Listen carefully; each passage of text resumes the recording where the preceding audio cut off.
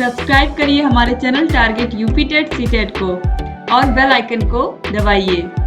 Hello friends, मैं रेनू स्वागत करती हूँ आप सभी भावी अध्यापक एवं अध्यापिकाओं का आपके अपने channel target UP TET CTET में। दोस्तों, आज इस वीडियो में हम आपके ईवीएस के यानी कि आपके पर्यावरण के टॉप 30 मोस्ट इंपोर्टेंट क्वेश्चंस को पढ़ने वाले हैं, जो आपके एग्जाम के लिए बहुत बहुत महत्वपूर्ण है। तो चलिए बिना किसी देरी के स्टार्ट करते हैं। वीडियो के शुरू होने से पहले आप जरूर शेयर कर दिया करें अपने कॉलेज फ्रेंड्स को, अपने मित्रों को, और जो भी आपके जान पहचान में यानी कि जो भी आपके फ्रेंड सर्किल में है, अगर आप वीडियो को शेयर करते हैं तो आपके सारे के सारे दोस्त आकर के वीडियो को एक साथ देखते हैं और आप सभी लोग सारे के सारे क्वेश्चंस के नीचे कमेंट भी करते हैं। तो इससे पता चलता है कि किसकी तैयारी कितनी बेहतर चल रही है और कौन कितने प्रश्नों का बिल्कुल सही उत्तर दे रहा है। तो इस तरीके से यहाँ पर आप लोग ये भी जान पाते हो कि किस किस फ्रेंड की तैयारी कितनी अच्छी चल रही है। तो यहाँ पर एक तरीके से आप ग्रुप स्टडी ही करते हो अगर आप लोग सब लोग साथ में आकर के पढ़ते हो। तो प्लीज वीडियो को शेयर कर दिया करें, और खासकर जितने भी हमारे भाई बहन जो जॉब कर रहे हैं, हमारी जितनी भी बहनें हैं जो हाउस वाइफ है और उसके साथ ही साथ वो यहाँ पर आकर के तैयारी भी कर रही हैं, तो बहुत बड़ी बात है। क्योंकि दोस्तों, दो काम एक साथ करना बहुत मुश्किल होता है। अगर केवल पढ़ाई करनी है तो आपके पास सिर्फ एक काम है, लेकिन आप घर भी संभाल रहे हो, आप पढ़ाई भी कर रहे हो, प्लस आप अपने बच्चों को भी देख रहे हो, तो ये बहुत बड़ी जिम्मेदारियां होती हैं। तो इस तरीके से आप लोगों का जो समय है वो बहुत कीमती है, इसीलिए हम ऐसे क्वेश्चंस लेकर के आते हैं जो कभी ना कभी एग्जाम में पूछे हुए हो और बार बार रिपीट हुए हो। तो चलिए स्टार्ट करते हैं क्वेश्चन नंबर 1 से। तो क्वेश्चन नंबर 1 है, निम्नलिखित में से किस वर्ग में प्रोटीन की प्रचुरता है। यानी कि यहाँ पर देखिए, यहाँ पर ऑप्शंस में कई सारे आहार दिए गए हैं, इसमें से कौन से आहारों का समूह है जिसमें सबसे ज्यादा प्रोटीन होता है। तो दूध में, आम में, गाजर में। तो दूध में तो होता है, लेकिन आम और गाजर में इतना प्रचुर मात्रा में प्रोटीन नहीं होता है, तो ये गलत हो जाएगा। फिर है अंडा, मटर, मछली। अंडे में भरपूर मात्रा में प्रोटीन होता है, आपको पता है, मटर में भी होता है, लेकिन मछली में भरपूर मात्रा में नहीं होता है। तो इसीलिए ये जो ऑप्शन ए और बी हैं दोनों गलत हो गए।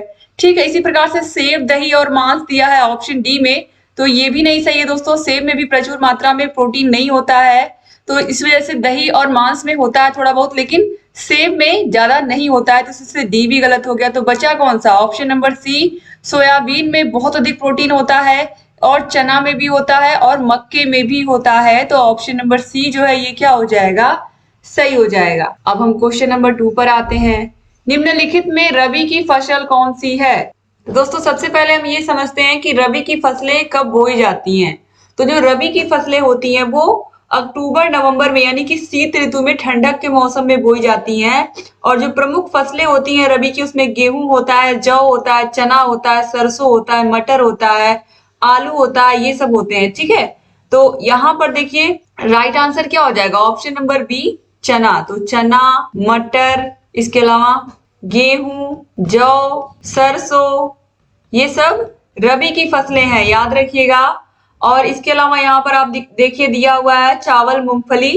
तो आपको पता है चावल, मूंगफली, ये सब किसकी फसलें हैं, खरीफ की फसलें हैं। और कपास भी जो है ये भी खरीफ की फसल है, जो जून जुलाई में बोया जाता है। ठीक है, आगे बढ़ेंगे अब हम क्वेश्चन नंबर 3 पर। भारत में फलों के अंतर्गत सर्वाधिक क्षेत्र है नींबू का, अमरूद का, आम का या पपीते का। कौन सा ऐसा फल है जो पर्याप्त मात्रा में बोया जाता है या सबसे अधिक क्षेत्रफल पर है हमारे देश के। नींबू है, अमरूद है, आम है या फिर पपीता है। कौन सा फल है हमको यहाँ पर बताना है, तो आप लोग कमेंट करिए आपके अनुसार इसमें राइट आंसर क्या होगा।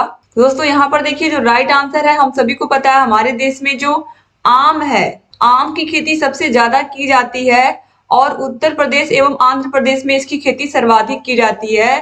तो यहाँ पर जो ऑप्शन नंबर सी है, आम, याद रखिएगा। सबसे ज्यादा इंडिया में यानी कि अपने भारत में ही आम के सर्वाधिक क्षेत्र हैं, और सबसे ज्यादा लोग आम यहाँ पर पसंद भी करते हैं, और आम को हम फलों का राजा भी कहते हैं।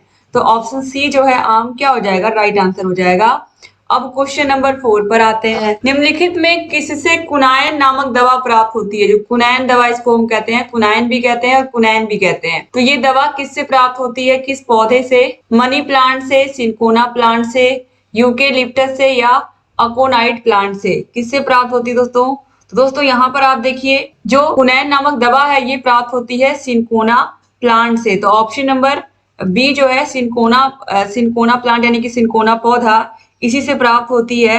और कुनैन दवा का प्रयोग मलेरिया के उपचार में किया जाता है। कुनैन दवा का जो प्रयोग होता है वो मलेरिया के उपचार में किया जाता है। और सामान्य रूप से ये वर्ष पर्यंत यानी कि साल भर बिल्कुल हरे भरे होते हैं और इसके जो तने होते हैं वो चौड़े होते हैं। ठीक है, आगे बढ़ते हैं क्वेश्चन नंबर 5 पर। पर्यावरण अध्ययन की शिक्षिका वायु प्रकरण को पढ़ाते समय यह प्रदर्शित करना चाहती हैं कि वायु में भार होता है और वह जगह घेरती है। उसकी सहयोगी इस उद्देश्य के लिए उसे निम्नलिखित 4 विभिन्न गतिविधियां सुझाते हैं। यानी कि कोई टीचर है क्लास 5 में बच्चों को पढ़ाना चाहती हैं वायु यानी कि हवा चैप्टर को, तो हवा या वायु को बच्चों को कैसे वो समझाएं कि जो हवा होती है वो जगह भी घेरती है और उसमें भार भी होता है। तो यहाँ पर कुछ सुझाव है, कौन सा सुझाव सबसे अच्छा होगा यही हमें बताना है। तो खाली उल्टा बीकर पानी की सतह के ऊपर रखें और उसे नीचे ढकेलें। स्ट्रॉ के माध्यम से जूस को खींचना, गुब्बारे में हवा भरना, 2 भरे हुए गुब्बारे एक क्षण से बांधे तथा साम्यावस्था में ले जाएं, तब किसी एक गुब्बारे को फोड़ दें। तो यहाँ पर कौन से सबसे अच्छे तरीके हैं हमें ये बताना है। दोस्तों यहाँ पर आप देखिए, हमें बस ये पता करना है कि वायु में भार होना है, बच्चों को ये हमें दिखाना है कि वायु में भार होता है और जो वायु जो हवा होती है वो जगह घेरती है। तो जो सबसे पहला ऑप्शन है, जैसे कि एक बाल्टी हमने लिया और बाल्टी में ऑलरेडी पानी भरा हुआ है। ठीक है, पानी भरा हुआ है, अब हम एक बीकर ले लेते हैं या एक मग ले लेते हैं और उस मग को यहाँ पर उल्टा हम डालते हैं। इस पानी में हम इस मग को उल्टा डाल रहे हैं। तो हम देखेंगे अगर हम सीधा इसको उल्टा डालेंगे इस पानी में तो ये क्या करेगा, ये इसमें पानी नहीं भरेगा। लेकिन जैसे थोड़ा सा टेढ़ा करेंगे हम इसको, इस मग को, इसमें पानी भरने लगेगा। इससे पता चल रहा है कि इसके अंदर क्या थी, हवा थी। जब हमने इसको सीधा बिल्कुल पानी में डाला, इस वजह से इसमें पानी नहीं भर रहा था, तो हवा ने उस जगह को क्या कर लिया था, घेर लिया था। लेकिन जैसे ही हमने थोड़ा सा इसको टिल्ट किया, यानी कि थोड़ा सा हमने इसको झुकाया इस मग को, इसमें से जो हवा थी वो बाहर आई और उसकी जगह पर पानी उसमें भर गया। तो ये हो गया जगह घेरती है, पहला वाला ऑप्शन। और जो ऑप्शन नंबर डी है, 2 भरे हुए गुब्बारे, यानी कि हमने क्या किया है, 2 गुब्बारे लिए, उसमें हवा भर दी है हमने और उसको क्या किया, हमने क्षण में बांध दिया है। तो इस तरीके से हमने क्या किया है, एक तराजू बना लिया है। आप समझिए, दोनों साइड हमने क्या किया है, गुब्बारे को इस तरीके से हवा भर के गुब्बारों को लटकाया है। अब एक गुब्बारे को हमने क्या किया, फोड़ दिया। तो क्या होगा, एक गुब्बारा जो जिसमें हवा है वो झुक जाएगा। तो इसी के पास ये भी सिद्ध हो गया कि हाँ, जो हवा होती है उसमें भार होता है, क्योंकि जो गुब्बारा फूट गया उसमें से हवा निकल गई और जो नहीं फूटा है उसमें क्या होगा, उसमें हवा होगी तो वो झुक जाएगा, ये जो क्षण है इस तरफ।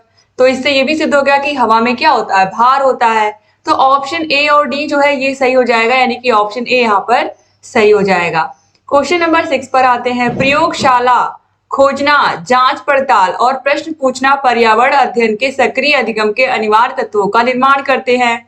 एक शिक्षक खाना जो हमें खाना चाहिए की संकल्पना के बारे में बताने के लिए निम्नलिखित गतिविधियों की व्यवस्था करते हैं। प्रकरण पर एक वीडियो दिखाते हैं, श्यामपट्ट पर उस प्रकार के सभी भोज्य पदार्थों के चित्र बनाते हैं, विभिन्न शिक्षार्थियों से कहते हैं कि सभी संभावित स्रोतों से संबंधित जानकारी एकत्र करें। उपयुक्त 4 गतिविधियों में से कौन सी सक्रिय अधिगम को संतुष्ट करती है। तो दोस्तों यहाँ पर आप देखिए, जो राइट आंसर है वो है ऑप्शन नंबर डी, क्योंकि किसी एक प्रकरण के बारे में टीचर बच्चों को बताना चाहते हैं तो उसके लिए वो बच्चों को कौन सी गतिविधियां कराएंगे, यहाँ पर गतिविधियों की बात की गई है। तो सबसे पहले दोस्तों देखिए, शिक्षक क्या करेंगे, बच्चों से कहेंगे कि सभी संभावित स्रोतों से संबंधित जानकारी इकट्ठा करें कि खाना जो हमें खाना चाहिए। तो बच्चे कैसे इकट्ठा करेंगे, उनके घरों में जो जो चीजें उनके घर में पकती हैं। जैसे कुछ बच्चे होंगे जिनके घर, जो लोग वेजिटेरियन होंगे, जिनके माता पिता परिवार जो केवल वेजिटेरियन खाना खाते होंगे, कुछ बच्चे ऐसे होंगे जिनके यहाँ नॉनवेज भी खाया जाता है। तो विभिन्न प्रकार के घरों से आने वाले बच्चे विभिन्न प्रकार के भोज्य पदार्थों का नाम लिख करके चार्ट बनाकर लेकर के आएंगे। तो इस तरीके से बच्चों को उसके बारे में क्या होगा, जानकारी वो खुद एकत्र करके लाएंगे, तो उसको खुद वो समझेंगे और बहुत ही आसानी से शिक्षक बच्चों को इस टॉपिक को फिर पढ़ा पाएंगे। ठीक है, तो यहाँ पर देखिए ऑप्शन नंबर डी जो है ये बिल्कुल सही जाएगा। ऑप्शन नंबर सी दोस्तों पूरा था कि विभिन्न भोज्य पदार्थों के उदाहरण देते हैं और प्रत्येक में कौन कौन से अनिवार्य तत्व हैं ये बताते हैं। तो ये बच्चों को तुरंत समझ में नहीं आएगा जब तक हम उन्हें कोई ना कोई क्रियाकलाप करने के लिए नहीं देंगे। तो ये सबसे इंपॉर्टेंट है कि बच्चे खुद घर से इसके बारे में चार्ट बनाकर लेकर आए, उन खाद्य पदार्थों के नाम नोट करके आए जो उनके घरों में बनते हैं या जो वो खाते हैं। तो इससे बच्चों को जानकारी आसानी से होगी और आसानी से चैप्टर को समझ पाएंगे वो। अब क्वेश्चन नंबर 7 पर आते हैं। अच्छे प्रश्न की क्या विशेषता होती है, जो गुड क्वेश्चन होते हैं उनकी क्या विशेषता होती है, वैधता होती है, विश्वसनीयता होती है, ए व बी दोनों, या व्यापकता या विस्तृत होते हैं। तो दोस्तों राइट आंसर हो जाएगा ऑप्शन नंबर सी, ए और बी दोनों। यानी कि जो अच्छे प्रश्न होते हैं उनमें वैधता भी होती है, विश्वसनीयता भी होती है, तो ए और बी दोनों राइट आंसर हो जाएंगे। बहुत व्यापक होगा तो बच्चे समझ नहीं पाएंगे, विस्तृत होगा तो, इस वजह से वैधता विश्वसनीयता ये दोनों होना बहुत जरूरी है। अब क्वेश्चन नंबर 8 पर आते हैं। प्राथमिक स्तर पर यानी कि प्राइमरी लेवल पर आकलन में क्या शामिल होना चाहिए, ये हमें बताना है। ये भी पूछा हुआ प्रश्न है सीटेट में। छोटे बच्चों को उत्तीर्ण अथवा अनुत्तीर्ण की श्रेणी के अंतर्गत आंकने के लिए प्रत्येक सप्ताह गृह कार्य और कक्षा कार्य देना। दोस्तों यहाँ पर देखिए उत्तीर्ण और अनुत्तीर्ण की तो बात ही नहीं होनी चाहिए, क्योंकि बच्चे भी बहुत छोटे हैं, तो यहाँ पर ये तो वैसे ही गलत हो गया। शिक्षक द्वारा सतत और असंरचनात्मक तरीके से किए गए अवलोकन को बच्चों और अभिभावकों के साथ बांटना। प्रत्येक सप्ताह औपचारिक परीक्षाएं और खेल तथा उन्हें प्रगति पत्र में दर्ज करना। अर्धवार्षिक और वर्ष के अंत में वार्षिक परीक्षाएं, तो ये भी गलत है, क्योंकि अब सतत मूल्यांकन की बात होती है, सतत और व्यापक मूल्यांकन की बात होती है। और यहाँ पर जो ऑप्शन नंबर सी दिया हुआ है, प्रत्येक सप्ताह और औपचारिक परीक्षाएं और खेल तथा उन्हें प्रगति पत्र में दर्ज करना। तो दोस्तों प्रत्येक सप्ताह औपचारिक परीक्षाएं यहाँ पर लिखी गई है, तो प्रत्येक सप्ताह बच्चों की हम परीक्षाएं नहीं ले सकते हैं, तो यहाँ पर ये भी गलत हो जाएगा। तो बचा कौन सा, ऑप्शन नंबर बी, प्रत्येक शिक्षक द्वारा सतत और असंरचनात्मक तरीके से किए गए अवलोकन को बच्चों और उनके अभिभावकों के साथ शेयर करना कि हाँ बच्चा आपका कितनी प्रगति कर रहा है और वो किस तरीके से दिन प्रतिदिन का जो सीखना है वो कितने अच्छे से हो पा रहा है, यानी कि उस स्कूल में वो कितना बढ़िया से सीख पा रहा है। ठीक है, तो ऑप्शन बी जो है सही हो जाएगा। अब क्वेश्चन नंबर 9 पर आते हैं। निम्न में से कौन सा कथन सही है? श्रव्य दृश्य सामग्री छात्रों के लिए उपयोगी है। श्रव्य दृश्य सामग्री जैसे कि टेलीविजन हुआ, टीवी हुआ, कंप्यूटर हुआ, मोबाइल हुआ, जिसमें बच्चे देखते भी हैं और सुनते भी हैं, तो ये उपयोगी है बच्चों के लिए। चार्ट एवं ग्राफ श्रव्य दृश्य सामग्री, चार्ट और ग्राफ केवल हम देख सकते हैं, तो ये श्रव्य दृश्य नहीं होगा। चार्ट का प्रयोग केवल सामाजिक विज्ञान में किया जाता है, तो ये तो गलत है, चार्ट का प्रयोग हर विषय में होता है। शिक्षण में कुशलता के लिए श्रव्य दृश्य सामग्री महत्वपूर्ण नहीं है, तो ये गलत है, श्रव्य दृश्य सामग्री बहुत महत्वपूर्ण है। तो ऑप्शन नंबर ए जो है सही हो जाएगा। आज आप देख रहे हो कि मैक्सिमम बच्चे मोबाइल से, लैपटॉप से, कंप्यूटर से ही पढ़ रहे हैं, तो इससे ये सिद्ध होता है कि श्रव्य दृश्य सामग्री का बहुत जरूरी, बहुत ज्यादा योगदान है आज की शिक्षा में, तो ऑप्शन ए जो है सही हो जाएगा। क्वेश्चन नंबर 10 पर आते हैं। पर्यावरण अध्ययन की एक कक्षा में शिक्षक विद्यार्थियों से उनकी गर्मी की छुट्टियों में किए गए भ्रमण पर बातचीत कर रहे हैं, क्योंकि यानी कि बच्चों की गर्मी की छुट्टियां हुई थी और बच्चे कहीं भी घूमने गए होंगे, तो वो अपनी सूचनाओं को, अपने जो उनके अनुभव है वो उसको बताएंगे। विद्यार्थियों से प्राप्त सूचनाएं पाठ्यक्रम पूरा करेंगी। जिज्ञासु बच्चे राष्ट्र निर्माण के लिए आवश्यक हैं। विद्यार्थियों के अनुभव ज्ञान रचना का आधार हैं। वह अपना समय बिताना चाहता है। तो यहाँ पर क्या राइट आंसर हो जाएगा दोस्तों? तो यहाँ पर देखिए ऑप्शन नंबर सी जो है, विद्यार्थियों के जो अनुभव हैं वो ज्ञान रचना का क्या होते हैं, आधार होते हैं। यानी कि जो उनका एक्सपीरियंस होता है वही आगे उनकी नॉलेज का निर्माण करता है। जो वो अनुभव करते हैं वही क्या करते हैं, वही उनका एक्सपीरियंस होता है और उसी के अनुसार वो क्या करते हैं, अपने जीवन में काम करते हैं। तो ऑप्शन नंबर सी जो है सही हो जाएगा। क्वेश्चन नंबर 11 पर आते हैं। क्वासिक्योर नामक रोग की कमी से होता है। क्वासिक्योर नामक रोग किसकी कमी से होता है?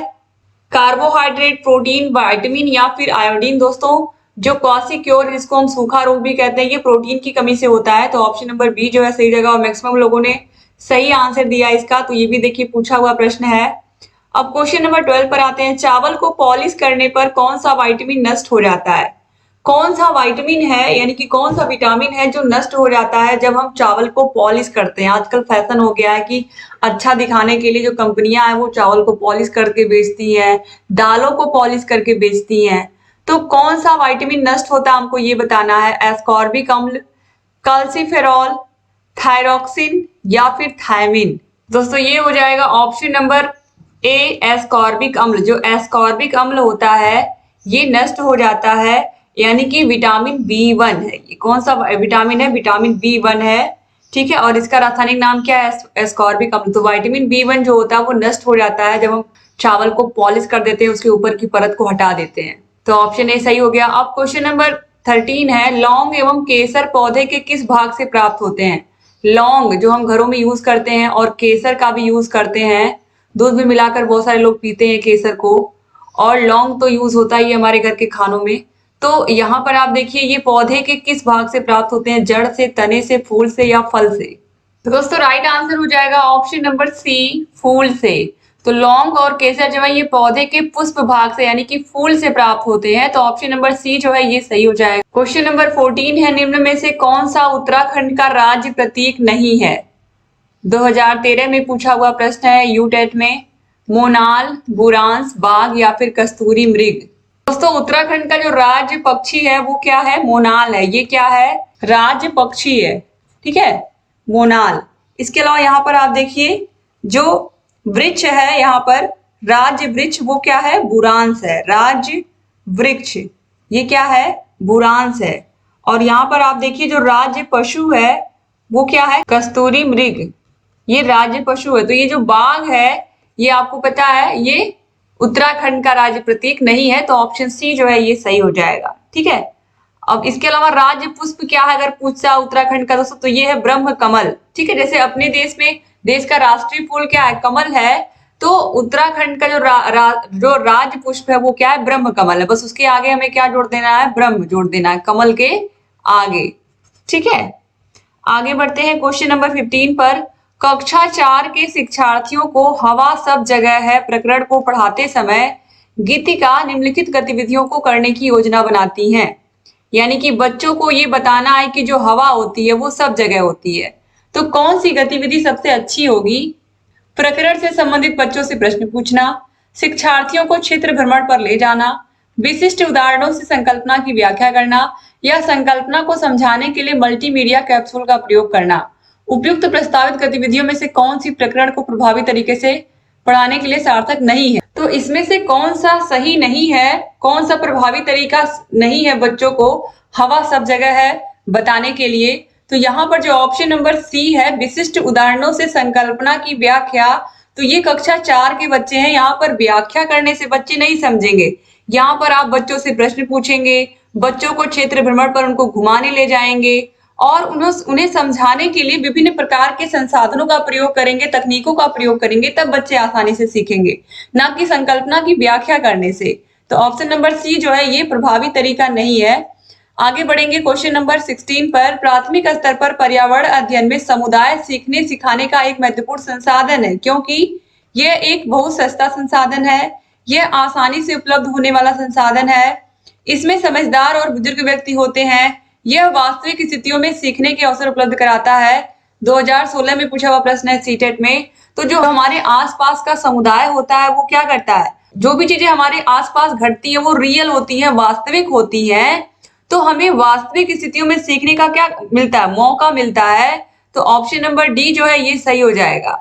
तो इस तरीके से क्योंकि जो बच्चा होता है वो अपने आसपास की जो चीजें होती हैं वो अपने आसपास की चीजों को बहुत अच्छे से समझता है, और अपने आसपास जब ऐसे लोगों को पाता है जो उसे बहुत प्रेम करते हैं तो आसपास से वो जुड़ाव भी महसूस करता है। तो इस तरीके से उसे वास्तविक परिस्थितियां मिलती हैं और इस तरीके से वो वास्तविक स्थितियों में सीखता है। तो समुदाय कुछ अलग नहीं है, बच्चे का इन्वायरमेंट ही है जो उसके आसपास से उसके माता पिता, उसके परिवारजन, उसकी मित्र मंडली, उसके आस पड़ोस के लोग उसको प्रोवाइड करते हैं। क्वेश्चन नंबर 17 है, कौन सी प्रक्षेपित सामग्री है? बुलेटिन बोर्ड, OHP प्रतिमान या फ्लैनल बोर्ड? तो प्रक्षेपित सामग्री का मतलब क्या होता है दोस्तों? ऐसी सामग्री जिसको देखने के लिए हमें लाइट की यानी कि विद्युत की जरूरत पड़ती है हमें।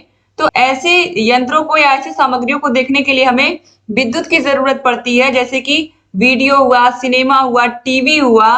तो इस तरीके से यहाँ पर दोस्तों देखिए, या फिर ओवरहेड प्रोजेक्टर की मदद से भी हम क्या करते हैं? ओवरहेड प्रोजेक्टर की मदद से भी हम क्या करते हैं? प्रक्षेपित करके उसको कहीं भी हम किसी दीवार पर या किसी भी जगह पर हम क्या करते हैं? उसको बड़ी स्क्रीन पर देख पाते हैं, जो हम कंप्यूटर में देख रहे होते हैं छोटी स्क्रीन पर। तो इस तरीके से इसी को हम क्या कहते हैं? OHP यानी कि ओवरहेड प्रोजेक्टर। तो ऑप्शन नंबर बी जो है ये क्या हो जाएगा? सही हो जाएगा, ठीक है। अब हम आगे बढ़ते हैं क्वेश्चन नंबर 18 पर। निम्नलिखित में से कौन सा एक अभिप्रेरित शिक्षण का संकेत होता है? अभिप्रेरित शिक्षण का संकेत कक्षा में अधिकतम उपस्थिति, बच्चों द्वारा प्रश्न पूछना, कक्षा में एकदम खामोशी, गृह कार्य पूर्ण करना। दोस्तों सबसे अच्छा ऑप्शन यहाँ पर ऑप्शन नंबर बी है, बच्चों द्वारा प्रश्न पूछना। बच्चे जब खुद से अभिप्रेरित रहेंगे यानी कि मोटिवेट रहेंगे तो वो कक्षा में प्रश्न पूछेंगे। तो ऑप्शन बी जो है ये सही हो जाएगा। ये भी देखिए पूछा हुआ प्रश्न है बिहार टेट में। क्वेश्चन नंबर 19 पर आते हैं। प्रोटीन का सर्वोत्कृष्ट स्रोत कौन सा है? दूध है, यहाँ पर दोस्तों मांस होना चाहिए था इस तरीके से, सोयाबीन या अंडा। तो प्रोटीन का सबसे अच्छा स्रोत दोस्तों सोयाबीन होता है, तो ऑप्शन सी जो है ये सही हो जाएगा। तो सोयाबीन में सबसे अधिक मात्रा में प्रोटीन पाया जाता है। अब क्वेश्चन नंबर 20 पर आते हैं। विटामिन ए की कमी से होने वाला रोग है रिकेटस, रतौंधी, स्कर्वी या क्वासिक्योर। तो हम सभी को पता है जो रतौंधी होता है यानी कि विटामिन ए की कमी से होता है, ये क्या है? ये विटामिन ए की कमी से होने वाला रोग है। ठीक है, स्कर्वी यहाँ पर दिया हुआ है, आप सभी को पता है विटामिन सी की कमी से होता है। आगे बढ़ते हैं। और क्वाशिक्योर यानी कि सूखा रोग आप सभी को पता है कि ये प्रोटीन की कमी से होता है। रिकेटस यहाँ पर दिया हुआ है विटामिन डी की कमी से होता है। क्वेश्चन नंबर 21 पर आते हैं। बाढ़ से समोद्भित पौधे मर जाते हैं क्योंकि बाढ़ में जो समोद्भित पौधे होते हैं वो मर जाते हैं बाढ़ आने से। तो क्यों वो पौधे मर जाते हैं? 2014 में पूछा हुआ प्रश्न है ये यूटेट में।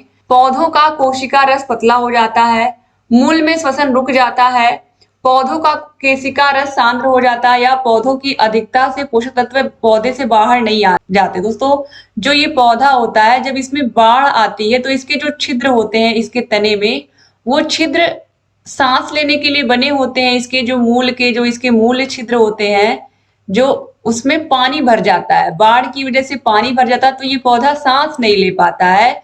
और जब पौधा सांस नहीं ले पाएगा तो वो जीवित कैसे रहेगा?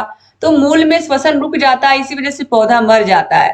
तो यहाँ पर ऑप्शन बी जो है वो सही हो जाएगा। क्वेश्चन नंबर 22 पर आते हैं। सरीसृप के अंतर्गत कौन आता है? तो सरीसृप कौन से जीव होते हैं? तो सरीसृप वे होते हैं जो स्थल पर भी चलते हैं और जल में भी चलते हैं। तो यहाँ पर जो कछुआ है वो ऑप्शन ए में ही दिख रहा है, सही हो जाएगा। यानी कि ये जल में भी चलता है और स्थल पर भी चलता है, तो ऑप्शन ए सही हो जाएगा। क्वेश्चन नंबर 23 पर आते हैं। महेश कक्षा 4 के शिक्षक हैं। जो महेश है कक्षा 4 के बच्चों को पढ़ाते हैं। वे वृक्ष संरक्षण की अवधारणा पर शिक्षार्थियों को संवेदनशील बनाने के लिए एक योजना बनाते हैं। निम्नलिखित में से कौन सी गतिविधि इस उद्देश्य के लिए सर्वाधिक उपयोगी है? बच्चों को वृक्षों का संरक्षण करने के लिए यानी कि पेड़ पौधे लगाने के लिए वो क्या कर रहा है? बच्चों को प्रेरित कर रहा है। तो इसमें से कौन सी गतिविधि सबसे उपयुक्त होगी? वाद विवाद प्रतियोगिता कराना वृक्ष संरक्षण के लिए, एक पौधे को अपनाने उसका पोषण करने के लिए प्रत्येक विद्यार्थी को अभिप्रेरित करना, पोस्टर प्रतियोगिता में हिस्सा लेने के लिए शिक्षार्थियों को प्रोत्साहित करना, या समूह चर्चा के लिए शिक्षार्थियों का समूह बनाना। तो ये सब गलत हो जाएगा। बच्चों का समूह बनाना, पोस्टर प्रतियोगिता कराना, वाद विवाद प्रतियोगिता कराना। सबसे सही है कि बच्चों को कहा जाए कि एक पौधा नर्सरी से लाओ, उसको अपना करके उसका पोषण करो, उसको पानी दो, उसको खाद दो, और इस तरीके से बच्चे के अंदर वृक्ष संरक्षण की भावना अपने आप आ जाएगी। तो ऑप्शन बी सही हो जाएगा। अब क्वेश्चन नंबर 24 पर आते हैं हम। पर्यावरण अध्ययन के लिए आप छात्रों को कौन से चैनल देखने का सुझाव देंगे? National geography, discovery, animal planet या फिर उपयुक्त सभी? तो पर्यावरण अध्ययन के लिए अगर हम देखें तो ये जितने भी चैनल यहाँ पर लिखे गए हैं ये सारे उपयोगी हैं। डिस्कवरी भी, एनिमल प्लेनेट भी और नेशनल जियोग्राफी भी। तो ऑप्शन डी जो है उपयुक्त सभी, ये राइट आंसर हो जाएगा। क्वेश्चन नंबर 25 है। टीएलएम का पूरा नाम क्या है? तो टीएलएम का जो पूरा नाम होता है टीचिंग लर्निंग मटेरियल। तो ऑप्शन नंबर सी यहाँ पर दिया हुआ है, तो ऑप्शन नंबर सी जो है ये क्या हो जाएगा? सही हो जाएगा। क्वेश्चन नंबर 26 पर आते हैं। एक कक्षा के अनुभाग अ को यानी कि सेक्शन ए को पेट्रोलियम और कोयले के भंडारों में रिक्तीकरण प्रकरण पढ़ाने के लिए मल्टीमीडिया कैप्सूल का प्रयोग किया गया है, जबकि सेक्शन बी के बच्चों को ग्रीन बोर्ड पर आरेख बनाते हुए पढ़ाया गया। बाद में यह पाया गया कि जो सेक्शन ए के बच्चे हैं उन विद्यार्थियों ने, उन स्टूडेंट ने एक बेहतर सीमा तक प्रकरण को समझ लिया। ऐसा होने का कारण क्या हो सकता है? जैसे यहाँ पर बताया गया कि सेक्शन ए और सेक्शन बी में दो समूहों में बच्चों को बांटा गया है एक ही कक्षा के, क्योंकि हो सकता है संख्या ज्यादा रही हो। तो यहाँ पर क्या हुआ है कि जो सेक्शन ए के बच्चे हैं उनको मल्टीमीडिया के माध्यम से या टीवी के माध्यम से या प्रोजेक्टर के माध्यम से उनको यही जो पेट्रोलियम और कोयले के भंडार हैं किस तरीके से खत्म हो रहे हैं इसके बारे में उनको चित्र के माध्यम से, उनको टेलीविजन के माध्यम से दिखाया गया। और दूसरे यानी कि जो सेक्शन बी के बच्चे हैं उनको केवल ग्रीन बोर्ड पर ऐसे आरेख बना करके, चित्र बना करके समझाया गया। तो यहाँ पर पाया गया कि जो सेक्शन ए के बच्चे हैं उन्होंने ज्यादा सीखा सेक्शन बी की अपेक्षा। तो इसका कारण क्या हो सकता है? बहुउपागम दैनिक जीवन स्थितियों के अधिक नजदीक है। मल्टीमीडिया सामग्रियों का प्रयोग अपेक्षाकृत अधिक मितव्ययी है। दृश्य श्रव्य सामग्रियां बेहतर संधारण के लिए सभी इंद्रियों को शामिल करती हैं। या ग्रीन बोर्ड एक अच्छी सामग्री नहीं है। तो दोस्तों यहाँ पर जो राइट आंसर है वो हो जाएगा, तो यहाँ पर दोस्तों ऑप्शन नंबर सी जो है साफ साफ दिख रहा है कि जब हम श्रव्य दृश्य सामग्री का प्रयोग करके बच्चों को हम कोई प्रकरण पढ़ाते हैं तो बच्चों ने देखा कि किस तरीके से जो पेट्रोलियम के उत्पाद है, जो कोयला, वो धीरे धीरे खत्म हो रहा है और उसको चित्र के माध्यम से दिखाया जा रहा है और आवाज भी आ रही है। तो बच्चों का जो आंख है वो भी क्या है, देखने का काम कर रहा है और जो कान है वो सुनने का काम कर रहा है। तो बच्चे की जो इंद्रियां हैं वो भी इसमें इन्वॉल्व है। तो इस तरीके से बच्चा बेहतर सीख पा रहा है। और जब बच्चा केवल बोर्ड पर देख रहा है तो उसकी केवल आंखें वहां पर आंखें केवल देख पा रही है उसको। तो इस तरीके से यहाँ पर जो ऑप्शन नंबर सी है ये क्या हो जाएगा, सही हो जाएगा। अब क्वेश्चन नंबर 27 पर आते हैं। दोपहर के भोजन अवकाश के बाद पर्यावरण अध्ययन पढ़ाते समय आप यह पाते हैं कि बच्चे पाठ में रुचि नहीं ले रहे हैं, आप क्या करेंगे? बच्चों से कहेंगे कि वे डेस्क पर सिर रखकर आराम करें, बच्चों को रोचक बनाने के लिए बहुआयामी बुद्धि पर आधारित दृश्य श्रव्य सामग्रियों का प्रयोग करेंगे, प्रकरण को तुरंत बदल देंगे या बच्चों को बाहर मैदान में खेलने के लिए ले जाएंगे। तो सिंपल सी बात है, अगर बच्चे रुचि नहीं ले रहे हैं तो आप क्या करेंगे? आप अपने पढ़ाई का जो तरीका उसको चेंज करेंगे, उस पाठ को और रोचक बनाएंगे, इंटरेस्टिंग बनाएंगे। इसके अलावा और कोई तरीका नहीं है। आपको पाठ को रोचक बनाने के लिए बहुआयामी बुद्धि पर आधारित दृश्य श्रव्य सामग्रियों का प्रयोग करके बच्चों को पढ़ाना होगा और बच्चों का इंटरेस्ट जगाना होगा इस सब्जेक्ट में।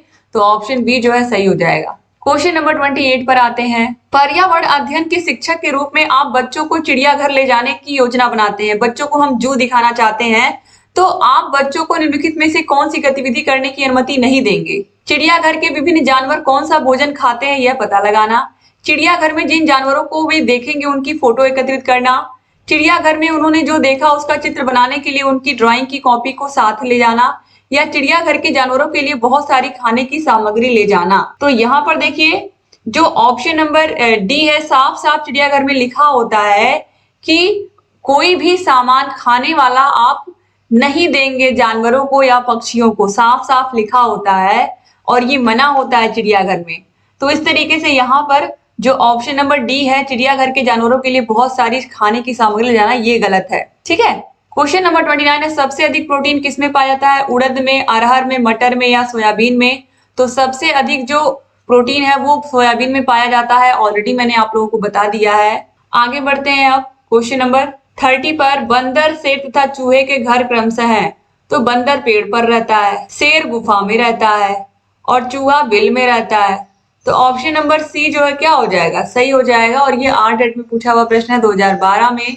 और इस तरीके से यहाँ पर आपने सारे क्वेश्चंस को खत्म कर लिया। उम्मीद करती हूँ कि वीडियो आपको पसंद आई होगी। वीडियो अच्छी लगी तो वीडियो को लाइक करिएगा और अगर चैनल को सब्सक्राइब नहीं किया अभी तक तो प्लीज सब्सक्राइब भी कर दीजिए।